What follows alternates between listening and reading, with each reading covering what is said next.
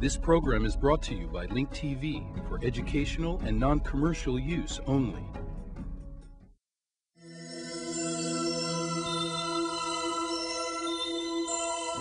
Mosaic, a daily news program from Link TV, presents a selection of news reports from independent and state-controlled broadcasters from throughout the Middle East.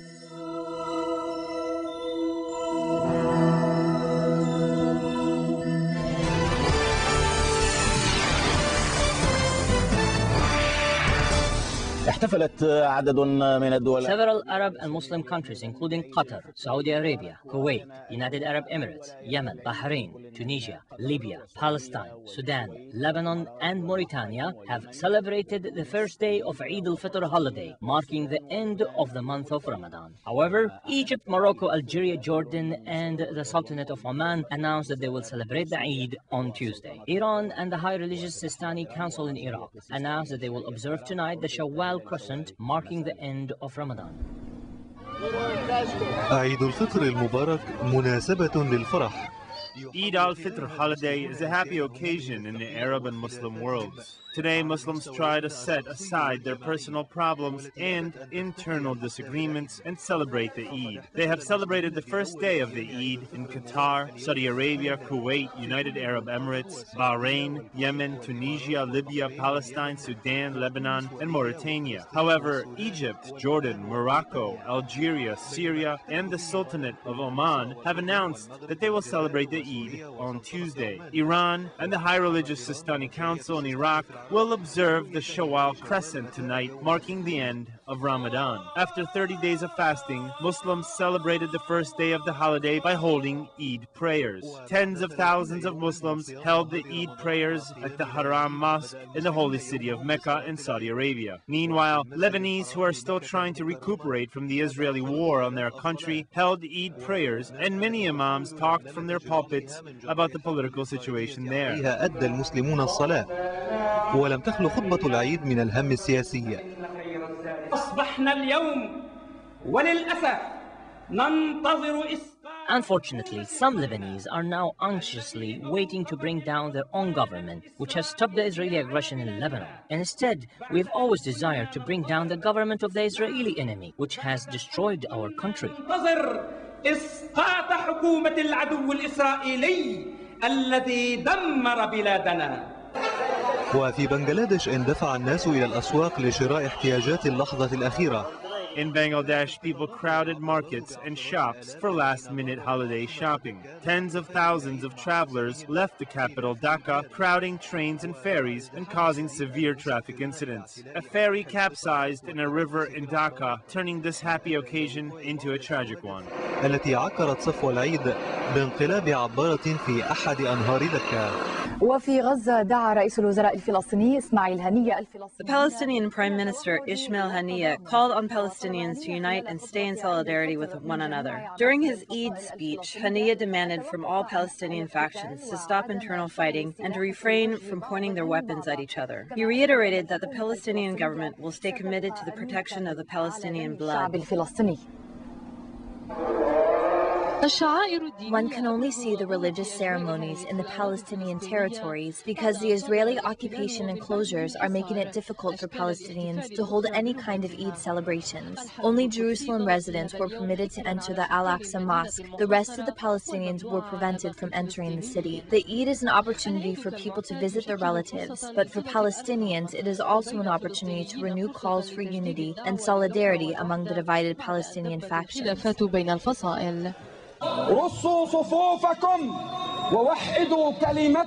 Strengthen your lines, unite your position, and be good and steadfast. Avoid shedding each other's blood. Do not fight and do not struggle against one another. No one should point a weapon at the face of his brother. At the presidential headquarters in Ramallah, near the burial site of the late President Yasser Arafat, speakers called on Palestinians to focus on major issues. Jerusalem is being Judified, settlements are being expanded, the construction of the wall is being completed, the unilateral withdrawal plan is being redefined. This is the most dangerous phase of separating the West Bank from Gaza. While this is happening, we are preoccupied with secondary issues. However, some Palestinians set aside their sadness and internal feud and did not fear the bombardments of the Israeli occupation. In Gaza and other Palestinian cities, many children defended their right to have a happy Eid, even if it was only for a few days. Arabs are killing one another. Our situation is very bad, but we must express happiness and celebrate the Eid.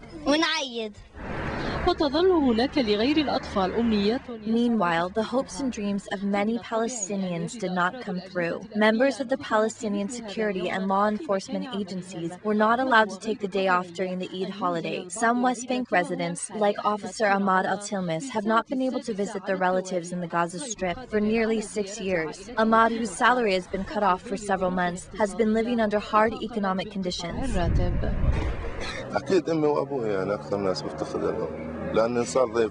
I miss my parents the most. I haven't seen them for nearly 6 years. I miss sitting and talking to them.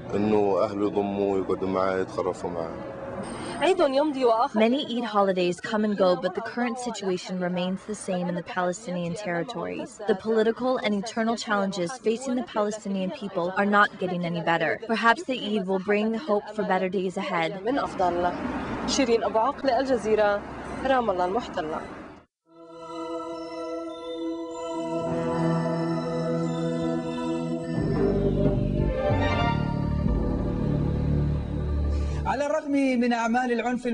Happy holiday. Despite the rising violence in Iraq, which continues to claim dozens of people every day, Iraqis, like in other Arab countries, celebrated Eid al-Fitr with decades-old traditional customs. Iraqi families went to major markets to buy new clothes and express their joy for the Eid. However, this happy occasion still did not prevent some from carrying out explosions and killing civilians.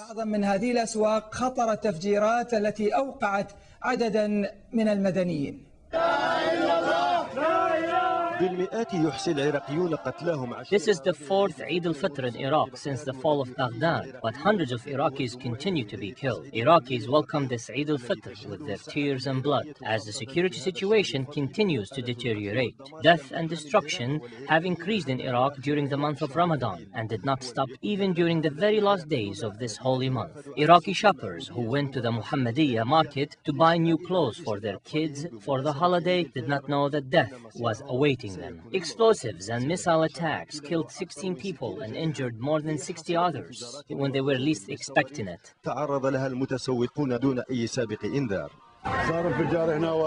The explosions happened here. There was a cluster of 4 to 5 motorcycles. Many people were bleeding and were transported to the hospital. The police came as they were being transported to the hospital. سوق الشرجة أحد الأسواق المزدحمة في شارع الرشيد وسط العاصمة بغداد والمحصن أمنيا كان أيضا. Despite heavy security measures, an explosive device that was planted in a taxi cab exploded, killing a number of Iraqis and injuring 5 others in a Sharjah market, one of the most crowded markets located in Rashid Street in the heart of Baghdad. This serious security deterioration in Iraq has claimed the lives of 74 American soldiers in the first 23 days of October. The American President George Bush started a series of talks with his generals to re-evaluate the American war strategy in Iraq. Despite the increased violence, hundreds of Iraqi families decided to go to commercial centers and markets to buy new clothes and holiday desserts so they can share them with their relatives and neighbors during the Eid.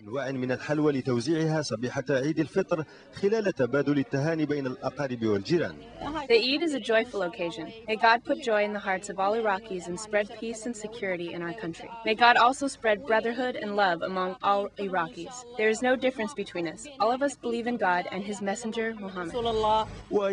Iraqis, just like their Arab brothers, visit burial sites of their relatives after they perform Eid prayers. They visited cemeteries in Najaf, Karbala, Baghdad, and other areas in the country under heightened security measures imposed by the Iraqi government.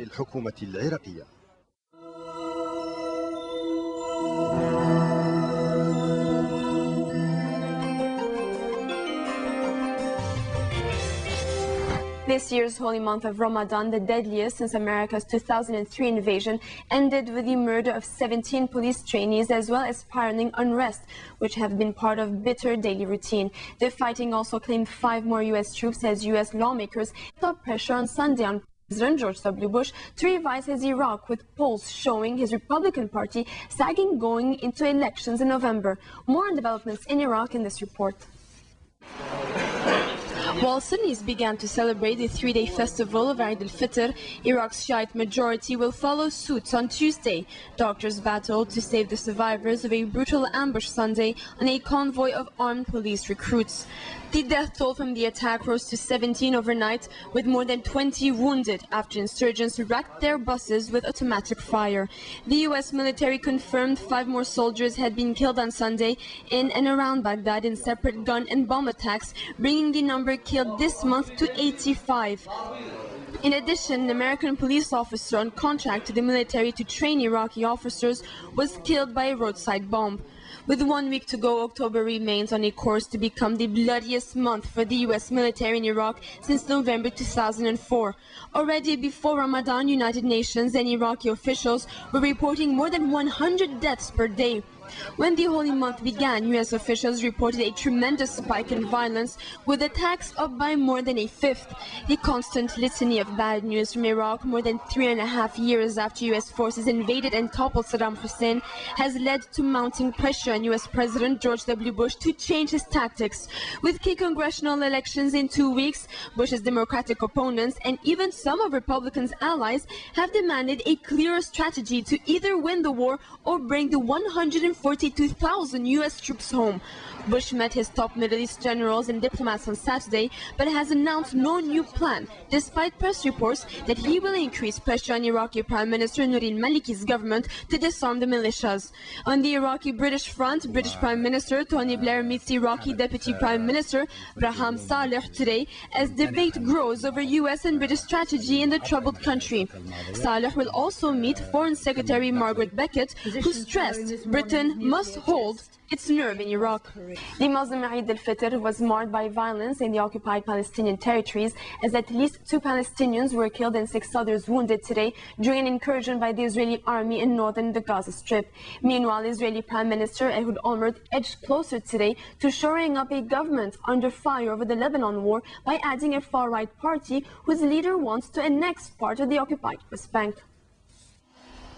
With the addition of Avigdor Lieberman, immigrant from the former Soviet Union, who heads the Israeli Beitenu party, Israeli Premier Ehud Olmert would control 78 seats in Israel's 120-member parliament, up from just 67 that currently support him, enhancing his prospects of passing a 2007 state budget on time.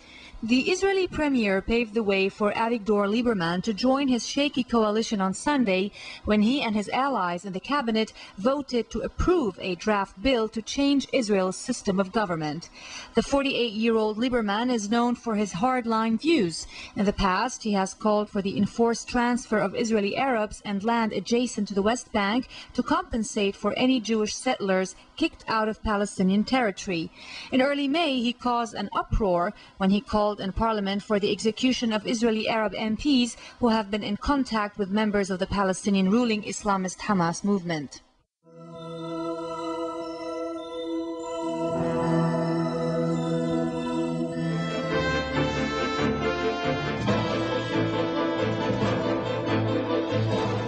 Israel cannot bury its head in the sand while the Iranian president calls for our destruction. That was the message of Prime Minister Ehud Olmert, who today appealed to the international community to place a global boycott on the radical Islamic Republic. Speaking at a business conference in Tel Aviv, Olmert said that it is inconceivable that a member of the United Nations continues to be received throughout the world as a legitimate leader, while saying that another UN member should be wiped off the map. Joining us now to discuss security developments is the Prime Minister's advisor, Mires Eisen.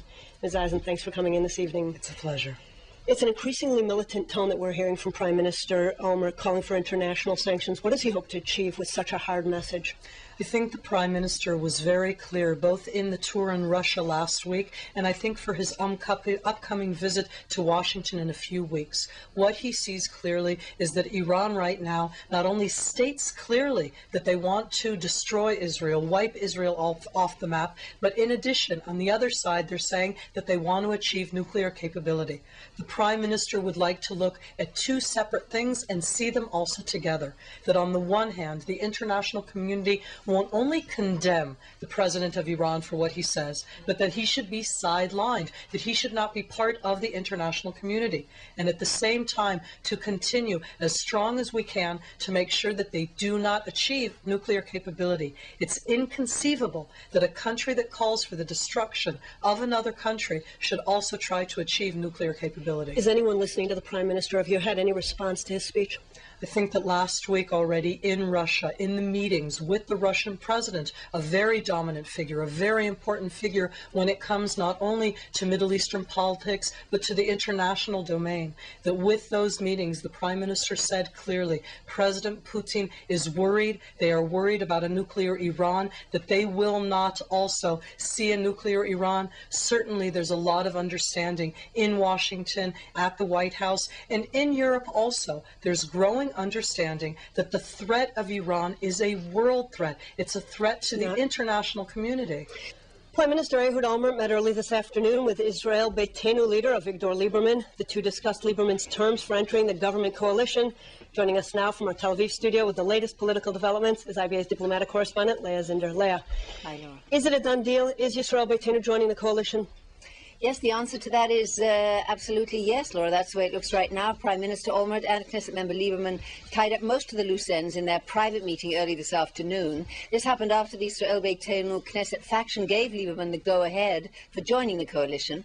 Now teams from Kadima and from Israel Beitenu will try to finalize the coalition agreement in writing by tomorrow morning. And once that's done, Olmert will convene his cabinet. Lieberman will then join the government as Deputy Prime Minister and Minister for Strategic Affairs with special emphasis on the Iranian nuclear threat.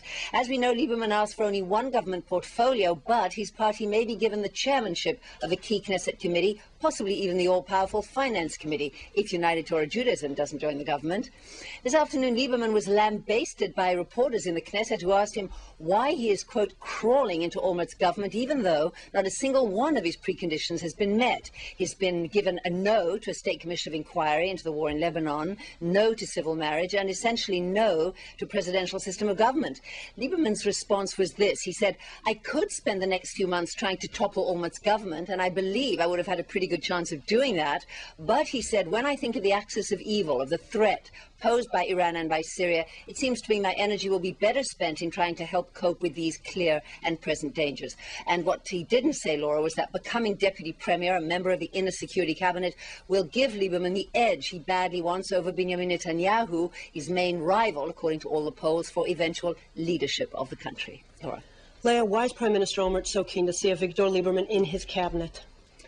This is a huge coup for Ehud Olmert. Remember, Laura, just weeks ago he was considered one of the weakest prime ministers of all time. Labour, his main coalition ally, was and is in shambles. Some of Olmert's Kadima ministers were even checking the possibility of returning to the Likud. Now, with Israel Beitenu at his side, Olmert will command a rock-solid majority of 78 seats in the Knesset. That's two-thirds of the Knesset members, as opposed to the 67 he has today. And unlike Labour, Lieberman's faction is extremely disciplined and will vote exactly as the party and the government decide. Laura. Leah, what about the Labour Party? Will they agree to sit around the cabinet table with the right-wing Lieberman? It looks as though the answer to that is yes. Olmert stressed today that he wants Labour to stay. He also said they have only themselves to blame for Lieberman's entry because the Labour rebels in the Knesset made it impossible for him to pass any legislation, including the state budget. Labour's Central Committee has been charged with making the decision over whether to remain in the government in the next few days. And, Laura, even though Amir Peretz and some ministers, including Ofer Pinus, are making statements opposing Lieberman's joining the coalition, everyone in Labour, from Peretz on down, knows perfectly well that if they resign from the government at this unprecedentedly low ebb for them, with their image and their record in tatters, it may be the end of the party and certainly will be the end of Peretz's political career.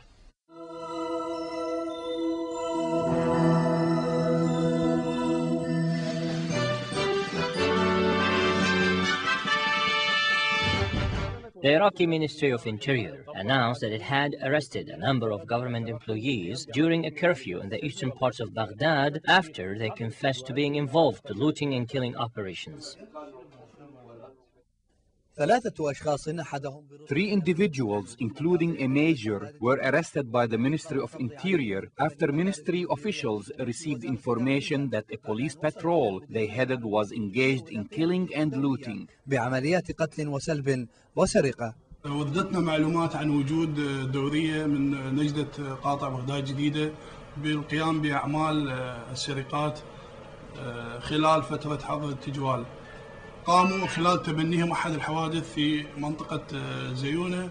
We received information that a police patrol was stealing during curfew. In Zayuna, they opened a store and stole its goods. The head of the patrol ordered all the contents be transported to his residence. The Interior Ministry searched his residence and indeed found all the stolen property. All members of the unit were arrested and interrogated. They all confessed to the crime, and we discovered that the head of the unit had a police record.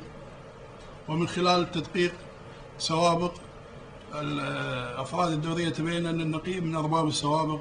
Brigadier General Ahmed Taha Abu Raghait said that his unit has implemented a new plan to monitor all police units and will be going after all those who threaten the security of any citizen.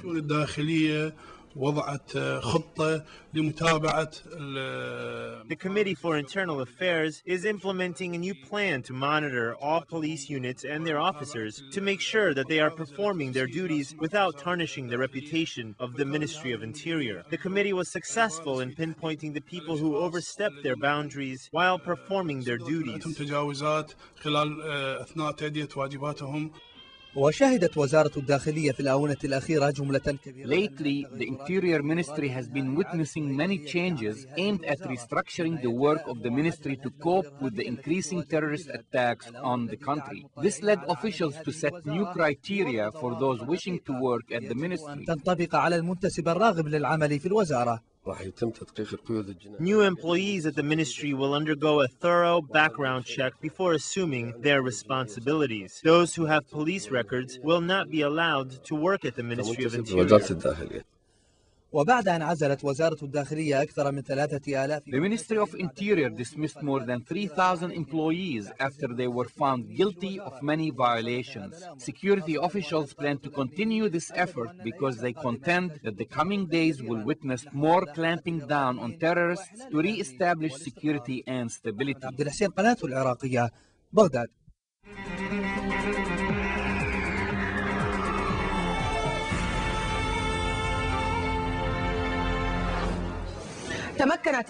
Al Arabiya channel was able to enter one of the military camps belonging to the Islamic courts in Somalia, where hundreds of fighters are being trained in the midst of escalating tension with the transitional government, which the courts claimed is being backed by Ethiopia. While Islam has the details.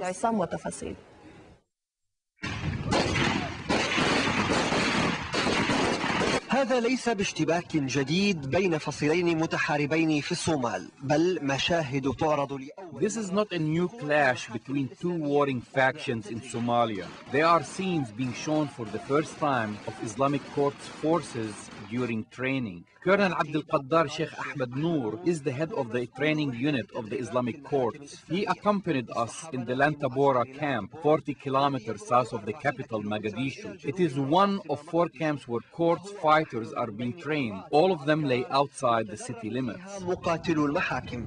جميع هذه المعسكرات تقع خارج العاصمة مقديشو.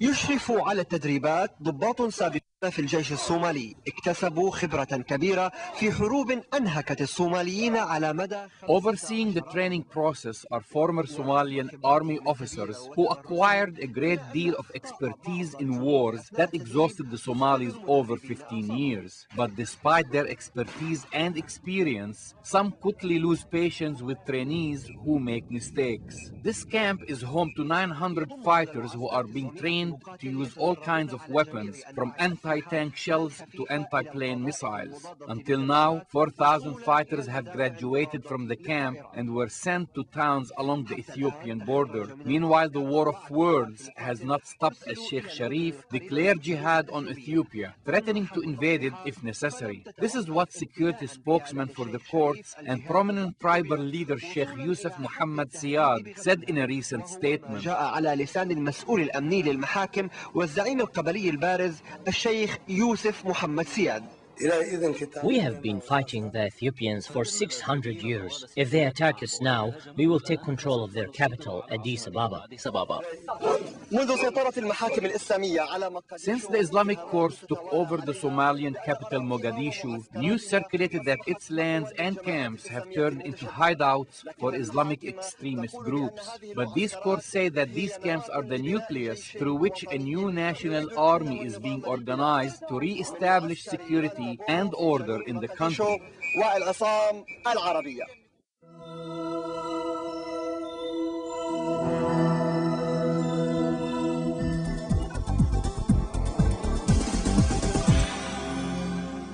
تجمع عدد من أسر المعتقلين السياسيين في السجون المصرية. The relatives of political prisoners held in Egyptian jails staged a protest in front of the headquarters of the Lawyers Guild and the Office of the Attorney General, pleading for the immediate release of the prisoners and their full compensation. انتقال طويل الأمد.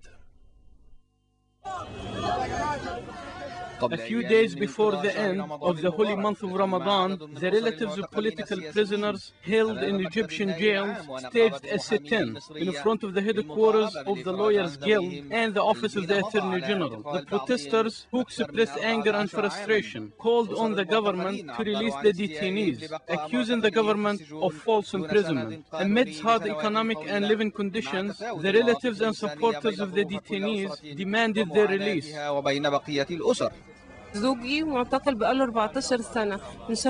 My husband has been incarcerated since February of 1992. Although he made a confession nearly 7 years ago, he was not released from prison as promised by the authority. I pleaded to government officials and those with compassionate hearts to release my husband.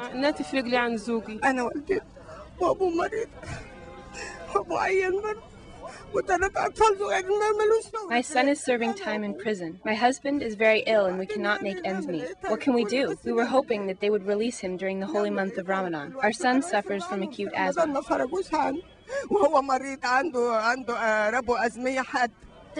We do not know the reasons for their arrests. Why are they holding them? They did not do anything wrong. Someone, God forgiving him, turned them in. We do not like to be humiliated like this. My husband passed away without seeing our imprisoned son. We do not know why they have arrested my son or what they have charged him with. Why did they arrest him? Why can't we see him? We want to know whether he is dead or alive. What did they do to him? Please, let's see him. We have a right to know where he is.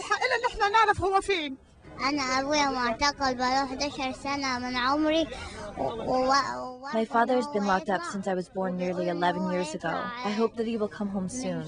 They said that they would release him a month ago, but they did not. The relatives and supporters of the detainees have called for their immediate release, saying that the government must compensate them for the time served in prison. I would like to ask the Egyptian government to stop disgracing itself by handing down hundreds of indictments and prison term sentences to certain groups of people. The law should be applied equally to everyone. The relatives of the political prisoners want to seize every opportunity to bring their case to the spotlight. They pleaded to the government to release their loved ones during this holy month of Ramadan, especially considering that the Egyptian president usually issues a general amnesty to some of the prisoners during the Eid al-Fitr holiday.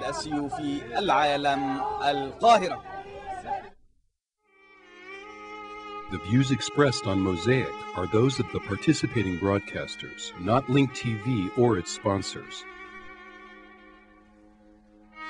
Please visit linktv.org/Mosaic for more information about these broadcasters or to view previous Mosaic programs, obtain program transcripts, or receive the weekly Mosaic Intelligence Report.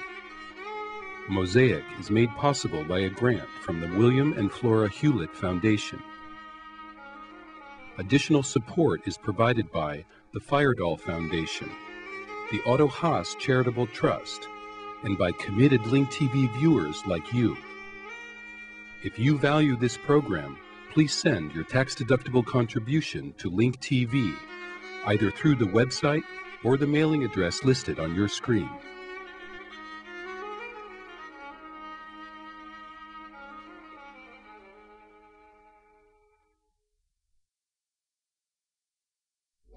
This program was brought to you by Link TV for educational and non-commercial use only. Link TV is the only U.S. television network devoted to global and national news, with uncompromising documentaries and diverse cultural programs which connect you to the world.